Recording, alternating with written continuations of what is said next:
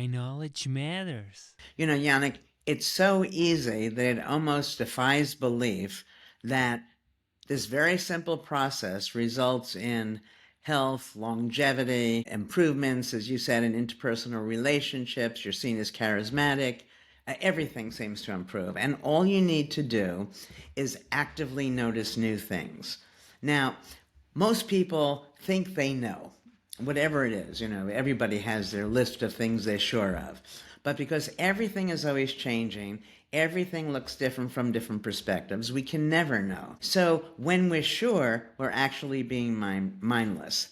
Now, if you actively notice new things about the things you thought you knew, you'll see you don't know them, and then your attention naturally goes to it.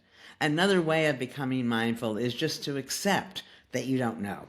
And people are afraid not to know, but that's largely because they think other people know and they don't want to look stupid. So I'm here to tell you, your guests, that nobody knows. You can't know.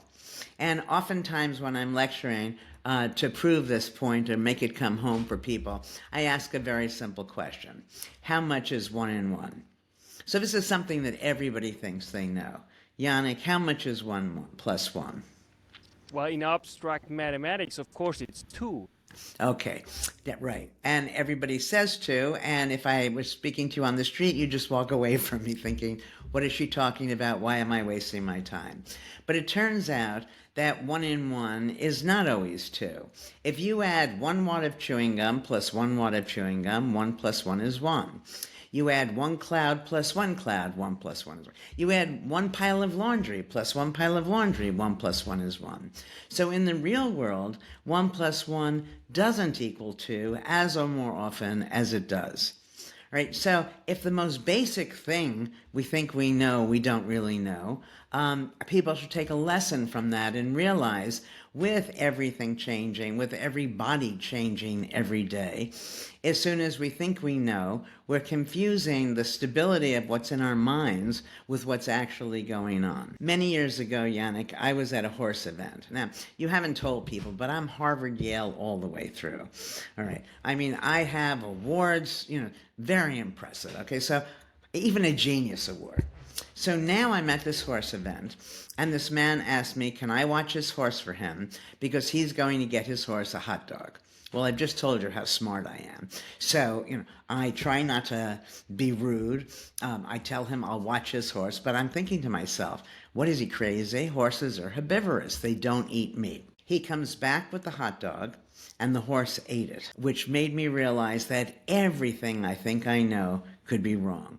In fact, one way of seeing mindlessness is that we're frequently in error, but rarely in doubt. Now, most of our facts, or many of our facts, one way or the other, come from science. Science doesn't give us absolutes. Science gives us probabilities. Essentially saying if you were to do the exact same experiment again, which you can never do exactly the same thing, but if you were, you're likely to get the same finding. So many horses don't eat meat is very different from horses don't eat meat. Okay, so these probabilities, these maybes, are translated into absolute facts. That's what we teach kids in school, whether it's medical school, graduate school, or elementary school. That's what your parents are teaching you. That's what most lecturers are teaching you. So they're teaching us absolutes, and as a result, we're going to be wrong in several contexts. That's why knowledge matters.